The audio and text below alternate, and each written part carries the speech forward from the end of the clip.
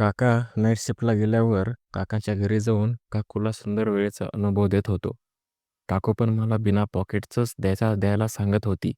कारण काका 5-5 महिने काकूला हात पण लावत नव्हते. याचा पूर्ण फायदा मी घेत होतो. एके दिवशी काकाला हे सर्व समजलं होतं. आता मित्रांनो, कथा ही खूपच रोमांचक आहे. शेवटपर्यंत नक्की बघा. तर मित्रांनो, मी एका खेड्यात माझ्या आईबाबांकडे राहतो. माझ्या शेजारी माझी एक काकू राहायची, जी माझी सख्खी काकू नव्हती, पण तिचं व्यक्तिमत्व असं होतं, की कुणाच्याही मनात आग लागेल. शरीराने ती भरदार, उंचीने मोठी, खूप गोरीपान. मी तर तिच्यासमोर लहानसा एक मुलगाच वाटायचो. आमच्या गल्लीतले सगळेच लोक तिच्याकडे एकटक नजरेने बघायचे. मी स्वप्नात सुद्धा असा विचार केलाच नव्हता, की माझं नशीब उजडेल आणि मला पण लग्नाच्या आधी असा सुंदर वेळेचा अनुभव मिळेल. ते पण अशा सुंदर काकूसोबत. ती शिंप्याचा व्यवसाय करायची. तिची शिलाईची मशीन बिघडली, की ती मला बोलवायची. काही दिवसांपासून मला तिचं वागणं थोडंसं वेगळंच वाटत होतं. जणू की तिला काहीतरी हवं होतं.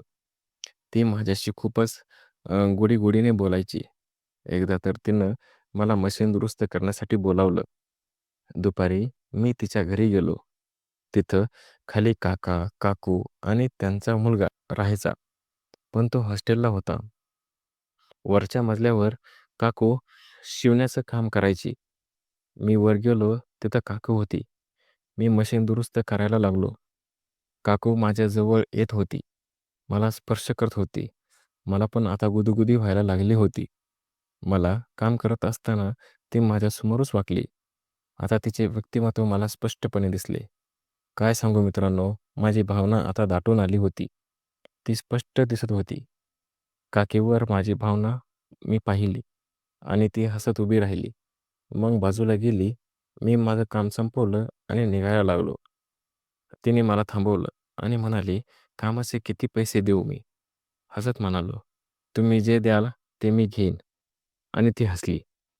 मी पण हसत निघालो. मला वाटत होतं, काकूला नक्कीच काहीतरी हवं आहे माझ्याकडून. पण दुसऱ्या दिवशी तिने पुन्हा पुन्हा मला बोलवलं. असं ती सतत मला बोलवायला लागली होती. आता मला कळून चुकलं, की तिला काय हवं आहे ते माझ्याकडून. एकदा पुन्हा तिनं मला बोलवलं. म्हणाली, "मशीन बिघडली आहे." त्या दिवशी मी गेलो. त्या दिवशी घरी कोणीच नव्हतं. तिनं खालचं दार बंद केलं. मी मनात मी मनामध्ये म्हणालो, "आज काकू मला सुंदर वेळेचा अनुभव देणारच." मी वर गेलो आणि मशीन दुरुस्त करायला सुरुवात केली. ती माझ्यासमोर येऊनच बसली आणि इकडे-तिकडे, इकडचे-तिकडचे बोलायला तिने सुरुवात केली आणि अचानक ती म्हणाली, "तुला कोणी गर्लफ्रेंड आहे का रे?" "का?" मी म्हणालो, "नाही." आणि ती हसली आणि म्हणाली, "काय? इतका छान दिसतोस तू आणि एकही नाही तुला गर्लफ्रेंड?" मी म्हणालो, "खरंच नाही काकू." ती पुन्हा हसली आणि म्हणाली, "माझ्या कॉलेजमध्ये तर माझे 2-2 बॉयफ्रेंड होते." मी विचारलं, "काकांना माहीत आहे का?" ती म्हणाली, "नाही." बस. मग काय? मी हिंमत करून तिला ओढलं आणि पापी देऊ लागलो. सुरुवातीला तर ती सुटायचा प्रयत्नच करत होती. पण 2 मिनिटातच ती शांत झाली आणि ती आता माझी साथ द्यायला लागली होती. आम्ही 5 मिनिटं पापी घेत राहिलो. मग मी थांबलो. ती म्हणाली, "काय झालं? मला भीती वाटते. कोणी येईल?" मी म्हणालो, "कोणीच येणार नाही काका. काका तर गावाला बाहेर गेले आहेत." ती म्हणाली, "हो."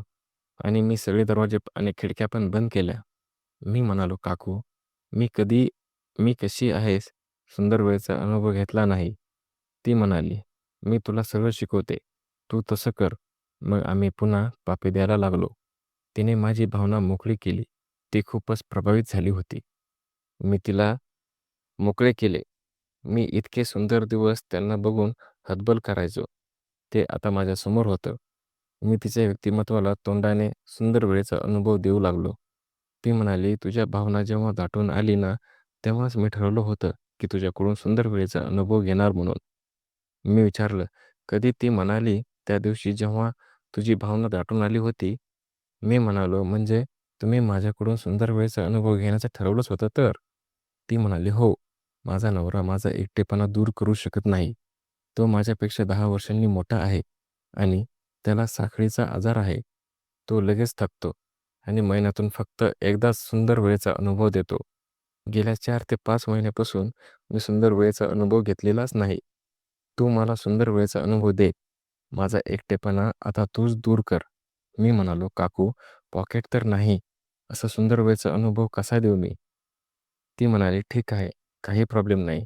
माझं ऑपरेशन झालंय. काहीच होणार नाही." मग काकूने दरवाजा बाहेरून बंद केला आणि माझ्या बाजूला येऊन बसल्या.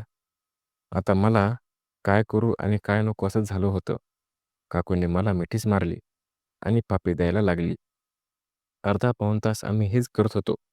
काकू उठल्या आणि बोलल्या, "तुझ्यासाठी मी एक सरप्राईज केला आहे."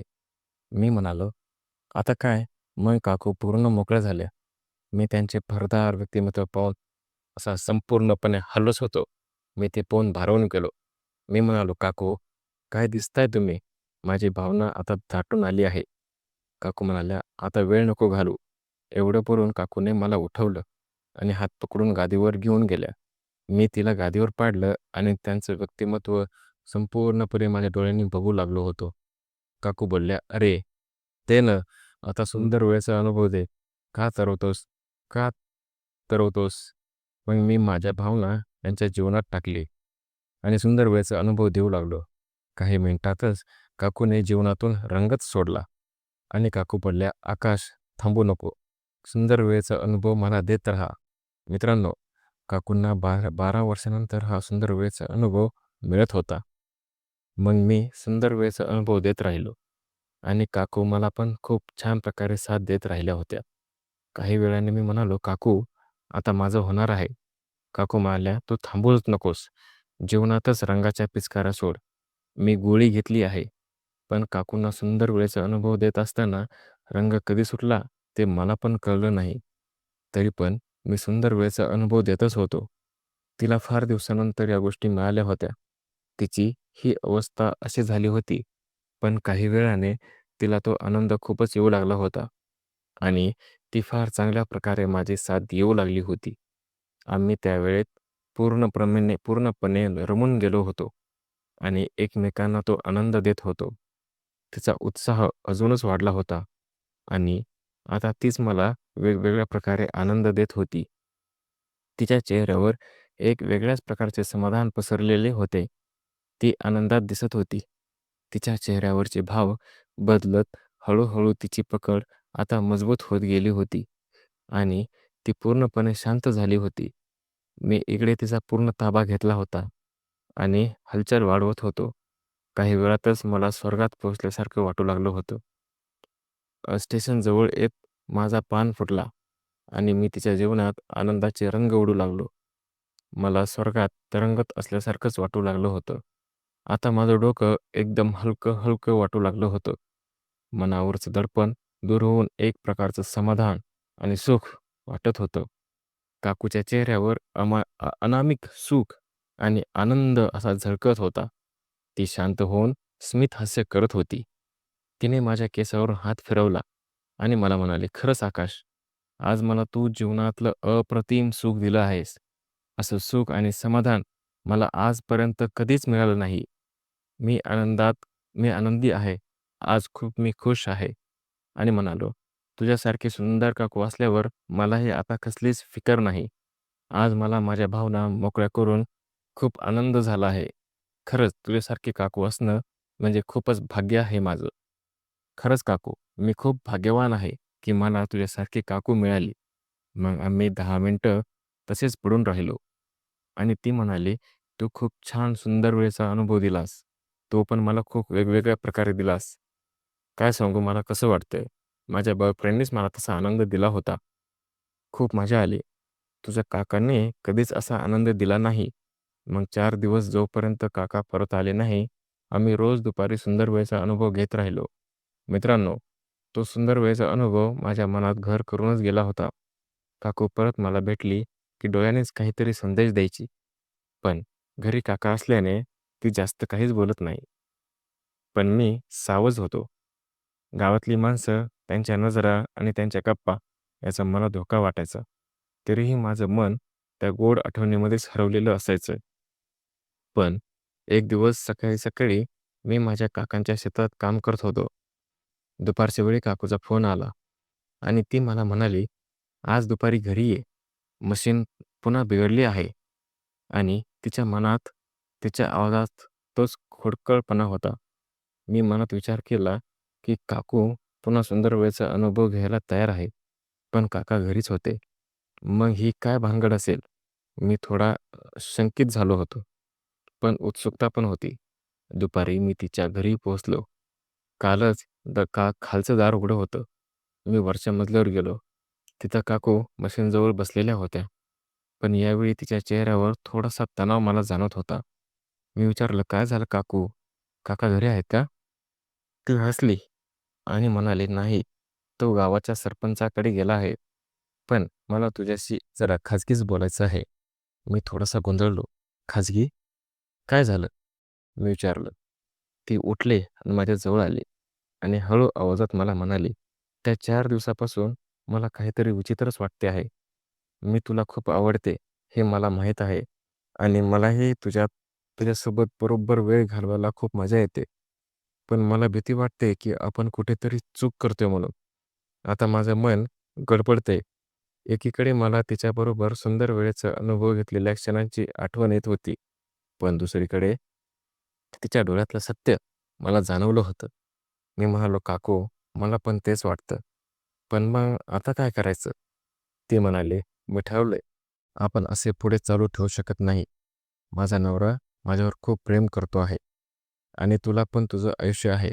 पण तू कधीच विसरणार नाहीस." तिने माझा हात हलकासा दाबला आणि म्हणाली, "तुझ्यामुळे मला माझ्या आयुष्यातली एक वेगळीच मजा अनुभवायला मिळाली. पण आता आपण फक्त चांगले मित्रच राहू. कारण तुला पण माहीत आहे, की लोकं कसे आहेत म्हणून. बऱ्यापैकी लोकांना हे माहीत झालं आहे." आता मी हलकासा हसलो आणि म्हणालो, "काकू, तुम्ही बरोबर आहात. आपण चूक करत होतो. पण खरं सांगू, तुझ्यासारखी बाई मिळणं खूपच कठीण आहे." मग ती पण हसली आणि म्हणाली, "तू पण माझ्यासाठी खास आहेस रे. पण आता आपण फक्त मशीन दुरुस्त करण्यापुरतंच भेटू." ठीक आहे.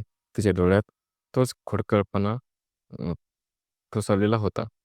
पण यावेळी त्यात एक वेगळीच प्रेमता होती. मी होकार दिला आणि मशीन दुरुस्त करायला लागलो. ती माझ्याशी गप्पा मारतच होती. पण यावेळी तिचं वागणं अधिक साधं आणि मोकळं होतं. जणू तिनं मनातली सगळी गोंधळाची गाठच सोडली होती. मी पण त्या क्षणाचा आनंद घेत होतो. आता काम संपलं आणि मी निघालो होतो. तिने मला थांबवलं आणि म्हणाली, "आज पैसे घेणार की नाही?" मी हसत म्हणालो, "काकू, तुमच्या हसण्याची किंमत कोणतेही पैसे देऊ शकत नाही." ती कळकळून हसली आणि मला निरोप दिला. त्या दिवसानंतर आमचं नातं खरंच बदललेलं होतं. आमचं नातं एक मैत्रीपूर्णच झालं होतं. ती मला मशीन दोस्तासाठी बोलवायची. पण आता आमची भेटी तो जुना खडकपणा नव्हता. त्याऐवजी एक वेगळीच भावना होती. जसं खरोखर मैत्रीचं नातं मी तिच्याशी मोकळेपणाने गप्पा मारायचो. ती मला तिच्या कॉलेजच्या गमती-जमती सांगायची आणि कधी-कधी काका बाहेर गावी गेले, की मला जेवायला पण बोलवायचे. पण आम्ही दोघांनी त्या सुंदर नात्याचा, त्या अनुभवाचा सीमा ओलांडल्या नाही. पण गावातल्या गप्पा काही थांबतच नव्हत्या. एकदा मी शेतात काम करत असताना माझा मित्र आदित्य मला भेटला. तो डोळे मिचकत म्हणाला, "काय रे? तुझी आणि त्या काकूची काय भानगड चालू आहे? गावामध्ये आता सगळीकडेच बोंबाबोंब झाली आहे तुमच्याविषयी. बोलतात की तू तिच्या घरी खूप वेळा दिसतोस." मी त्याला खोटं पाठ करून, "अरे, मी फक्त मशीन दुरुस्त करायला जातो रे. तुझ्या डोक्यात कोण काय भरतंय? आता काय सांगू तुला तरी?"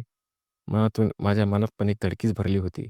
गावातल्या नजरा आणि गप्पा मला आता जास्त जाणवायला लागल्या होत्या. एक दिवस काका गावात आले आणि मला त्यांनी शेतात भेटायला बोलावलं. मी गेलो तेव्हा त्यांचा चेहरा थोडासा मला गंभीर वाटला होता. मला वाटलं, "बस आता. बस. आता बोलतीलच काहीतरी. काहीतरी होणार." काका म्हणाले, "आकाश, तू आमच्या घरी खूप येतोस मशीन दुरुस्त करण्यासाठी. पण गावात काहीतरी गप्पा सुरू आहेत. तू तू थोडंसं सावध राहा. माझा तुझ्यावर पूर्ण भरोसा आहे, पण लोकांचं काही सांगता येत नाही." त्यांच्या शब्दाने मला एक जबर धक्काच बसला. त्यांनी माझ्यावर विश्वास दाखवला हे पण मला जाणवलं होतं. मी फक्त होकार दिला आणि म्हणालो, "काका, काहीच काळजी करू नका. मी फक्त कामासाठीच येत असतो." मित्रांनो, माझ्या आयुष्यातली ही गोष्ट आता एका नव्या वळणावर आली होती. काका पण मला विश्वास दाखवत होते.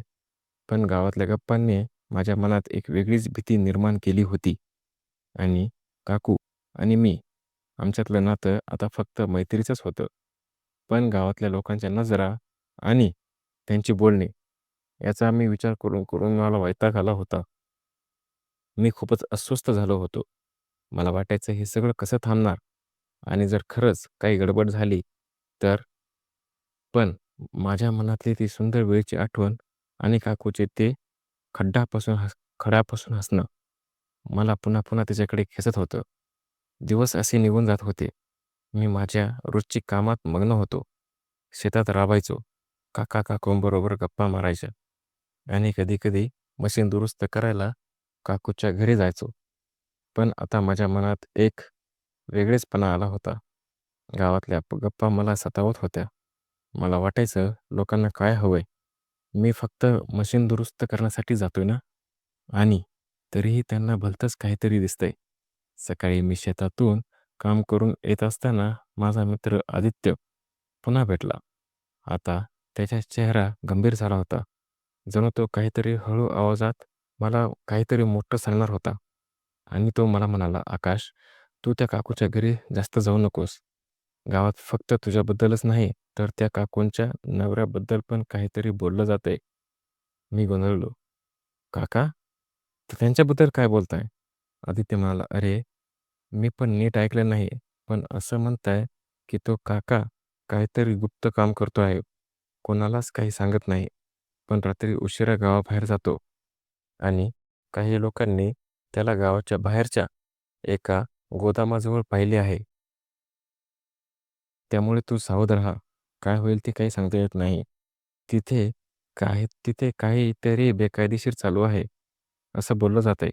माझ्या डोक्यात विचाराचं कहर माजलं होतं. काका आणि गुप्तकाम? बेकायदेशीरपणे मला काहीच कळेना. काका तर मला नेहमी साधा प्रामाणिक माणूसच वाटायचा. शेतात काम करणारा, गावात सगळ्यांशी हसत खेळणारा. पण आदित्यच्या बोलण्याने आता माझ्या मनात एक शंका निर्माण झाली होती. "आदित्य, तू खरं सांगतोयस ना मित्रा मला, की फक्त गावातल्या गप्पा उडवतोयस?" मी त्याला विचारलं, "अरे, मी काय मी का खोटं बोलणार तुला? तू स्वतःच बघ ना, आज रात्री काका गावाबाहेर जाणार आहेत, असं मी ऐकलंय. तू त्यांचा पाठलाग करून बघ, मग कळेल." आदित्य डोळे मिचकावत म्हणाला. मला त्याचं बोलणं खरं वाटलं नाही. पण कुठेतरी माझ्या मनात एक उत्कंठा जागी झाली होती. काका खरंच काहीतरी लपवतोय का? आणि जर लपवतोय, तर माझ्या आणि काकूंच्या गोष्टीशी काही आहे का? त्या रात्री मी ठरवलं, आदित्य जे म्हणाला ते खरं आहे का? हे बघण्यासाठी मी माझ्या सायकलवर गावाच्या बाहेरच्या रस्त्यावर लपून बसलो. आता रात्रीचे जवळपास 10:30 वाजले होते. गावात सगळीकडे शांतता पसरलेली होती. फक्त काही कुत्री भुंकत होती. मला काका गावाबाहेर जाणाऱ्या रस्त्यावर दिसले होते. त्यामुळे मी तिथेच थांबलो. थंडीमुळे माझे हातपाय गोठ्याला लागले होते. पण मी हार मानली नाही. साधारण 11च्या सुमारास मला एक मोटरसायकल येताना दिसली. मला वाटलं हा काकाच असणार. मी सायकल लपवली आणि झाडात लपलो. मोटरसायकल जवळ आली आणि खरंच तो काकाच होता. त्याच्या चेहऱ्यावर एक वेगळाच सन्नाटा होता. जणू तो घाईघाईमध्येच आले. त्याने हेल्मेट घातले होते, पण मी त्याला ओळखलं. त्याच्यामागे एक काळ्या कलरची बॅग होती, ज्यात काहीतरी भरलं होतं. काका गावाच्या गावाच्या एका सुनसान रस्त्यावर गेला होता. मी सायकलवर त्याचा पाठलाग केला. पण काही काळानंतर जेणेकरून त्याला कळलं नाही. रस्ता संपला. तिथे एक जुनं गोदाम होतं. गावातली मुलं तिथे कधी-कधी दारू प्यायला यायची. पण रात्री तिथं कुणीही नसायचं. काका तिथे थांबला आणि मोटरसायकल बंद केली.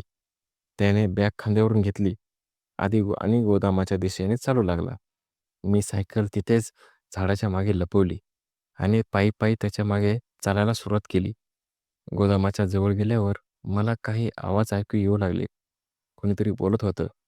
जाडजूड माणसाने तिथे एक जाडजूड माणूस आला कार घेऊन. त्याने कारचा दरवाजा उघडला. समोरचे दृश्य बघून मला धक्काच बसला होता. माझ्या पायाखालची जमीनच सरकली होती. काका, जो मला नेहमी प्रामाणिक वाटायचा, तो असला काळा धंदा करायचा. आणि मग मला काकूची आठवण झाली. ती याबद्दल काही जाणते की नाही, की तिलाही याची कल्पना नाही. त्या 2 माणसापैकी तो तो पातळ माणूस मामाला म्हणाला, "हे चांगलं, पण तुझी बायको काही जास्तच बोलायला लागली आहे. तिला सांभाळ, नाहीतर तुझं नाव पण यात येईल." काकाचा चेहरा पांढरा फटक पडला होता. मला काहीतरी गडबड वाटली होती. मी विचार केला, की काकूला याबद्दल सांगावे. मी लगेच काकूच्या घरी जाऊन दरवाजा वाजवला. मला काकू बघून म्हणाली, "अरे, मशीन तर चालू आहे. मग का आलास?" मी काकूला ते समजावून सगळ्या गोष्टी सांगितल्या. पण काकूला या गोष्टी काही खऱ्याच वाटू लागल्या नाही. मी काकूला सत्य सांगण्याचा खूप प्रयत्न केला.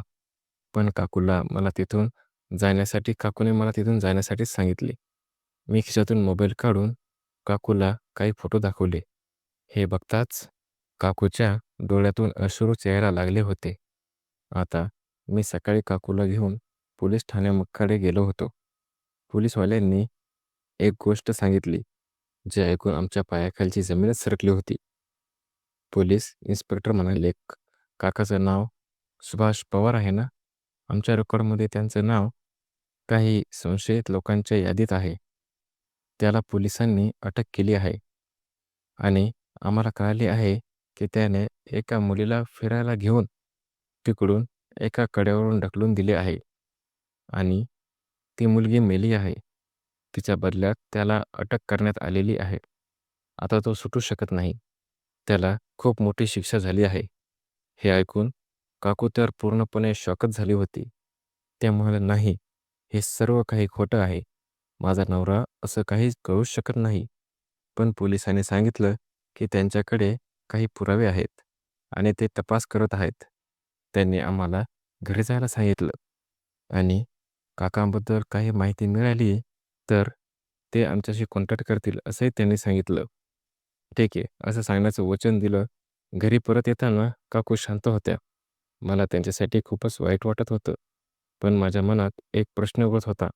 काका खरंच गुंतले होते का? आणि जर होतेच, तर त्यांचं गायब होणं याच्याशी काय नातं असेल? त्या रात्री मी माझ्या फ्लॅटवर परतलो. काकूने मला सांगितलं होतं, की त्या रियाला घेऊन त्यांच्या माहेरी जाणार आहे.